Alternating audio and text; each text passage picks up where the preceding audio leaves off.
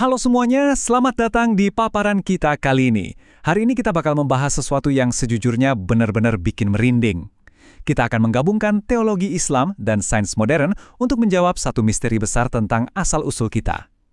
Kita akan tarik mundur waktu sampai ke jutaan tahun yang lalu, tepat di momen peradaban manusia yang sadar itu mulai bernafas. Jadi bersiaplah, karena setelah ini, cara Anda melihat sejarah keberadaan kita di planet ini pasti bakal berubah drastis. Oke, mari kita mulai dari pertanyaan yang sangat mendasar ini. Pernah kebayang nggak sih, jauh sebelum kita bangun gedung pencakar langit atau menciptakan teknologi canggih, bumi ini tuh mungkin udah punya tuan rumah lain? Ini bukan cerita fiksi ilmiah loh, ini beneran sebuah misteri sejarah dan teologi mendalam yang udah bikin penasaran para ilmuwan dan cendekiawan selama berabad-abad. Nah, mari kita selami lebih dalam. Coba kita renungkan makna dari surah Al-Baqarah ini. Ini menurut saya salah satu teks yang paling bikin kita mikir keras. Waktu Tuhan bilang mau menciptakan manusia sebagai khalifah, perhatikan deh reaksi para malaikat. Mereka bertanya, apakah engkau hendak menjadikan orang yang merusak dan menumpahkan darah di sana? Gini, ini memunculkan satu pertanyaan teologis yang sangat besar. Dari mana para malaikat bisa tahu soal konsep pertumpahan darah dan kerusakan, kalau nggak ada makhluk yang udah ngelakuin hal itu sebelum kita? Masuk akal kan? Dan yang bikin merinding, teks suci ini tuh seolah mendokumentasikan percakapan tingkat tinggi pertama tentang tujuan sejati kita diciptakan. Al-Quran nggak pernah bilang kalau bumi ini tadinya kosong melompong. Justru sebaliknya, ayat ini ngasih semacam petunjuk kalau penciptaan Nabi Adam itu bukan eksperimen pertama di bumi, melainkan sebuah solusi agung. Sebuah langkah terencana untuk menghadirkan manusia berkesadaran penuh yang sesungguhnya. Bagian 1. Tafsir makhluk pendahulu bumi. Jadi buat menjawab teka-teki soal siapa yang menumpahkan darah itu, kita harus nengok ke tafsir atau penjelasan para ulama. Beberapa ulama itu punya teori yang sangat menarik. Tokoh seperti Muhammad Abduh menafsirkan adanya makhluk yang disebut Al-Hin dan Al-Bin. Al-Hin ini diyakini punya jasad fisik dan akal, tapi akalnya tuh bener-bener masih sangat dasar.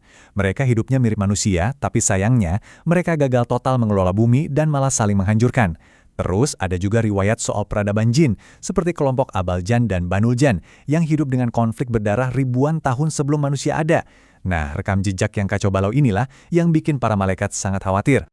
Dan kalau butuh konfirmasi eksplisitnya, kita bisa lihat buktinya di surah Al-Hijr. Jauh sebelum tanah liat dibentuk jadi manusia pertama.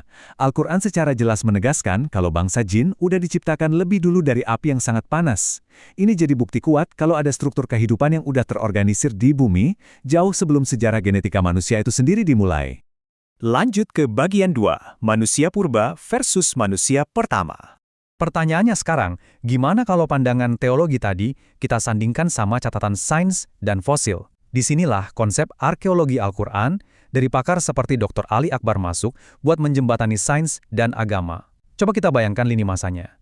Secara sains, 160 juta tahun lalu dinosaurus merajai bumi, dan mereka udah punah lama sebelum primata muncul. Terus, sekitar 3-7 juta tahun lalu, muncul deh makhluk-makhluk prasejarah yang kita kenal sebagai manusia purba. Tapi kalau kita silangkan sains ini sama teks suci, Nabi Adam itu muncul puluhan ribu tahun yang lalu. Jadi dinosaurus, hominid, atau manusia purba, dan Nabi Adam itu benar-benar hidup di era yang terpisah. Dan ini dengan sangat brilian memperlihatkan perbedaan biologis dan kognitif yang sesungguhnya. Manusia purba, sebut saja Homo erectus, secara sains memang terbukti belum punya instrumen vokal yang sempurna untuk ngomong dengan artikulasi yang jelas, apalagi buat memproses sains yang kompleks. Sebaliknya, Nabi Adam diciptakan bukan sebagai manusia goa yang masih harus meraba-raba peradaban. Nggak sama sekali. Beliau diciptakan dengan anatomi, fisiologi, dan morfologi yang udah 100% sempurna. Secara biologi, Nabi Adam adalah Homo sapiens sapiens yang pertama di bumi. Oh ya, ada sedikit selingan fakta yang mungkin bakal bikin Anda kaget. Terdapat sebuah riwayat hadis yang menyebutkan kalau Nabi Adam itu diciptakan dengan tinggi 60 hasta. Kalau kita konversi ke sistem metrik, itu sekitar 27,4 meter. Bayangin aja, tinggi segitu, secara proporsi udah nyaris menyamai ukuran hewan-hewan raksasa zaman purba. Walaupun mereka hidup di era yang beda ya. Seiring berjalannya waktu, manusia kemudian diyakini berevolusi secara fisik untuk menyesuaikan dengan kondisi alamnya. Sampai akhirnya menjadi seukuran kita-kita ini sekarang. Luar biasa kan? Masuk ke bagian 3, keistimewaan akal dan ilmu pengetahuan. Jadi, apa sih satu kali game changer yang benar-benar memisahkan manusia pertama dari semua entitas biologis dan spiritual sebelumnya? Kenapa manusia nggak berujung jadi makhluk perusak juga?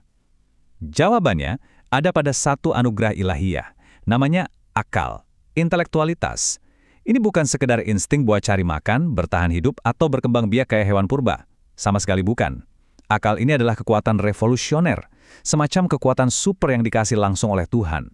Dengan akal kita bisa belajar, memecahkan masalah sampai merenungkan kesalahan kita sendiri.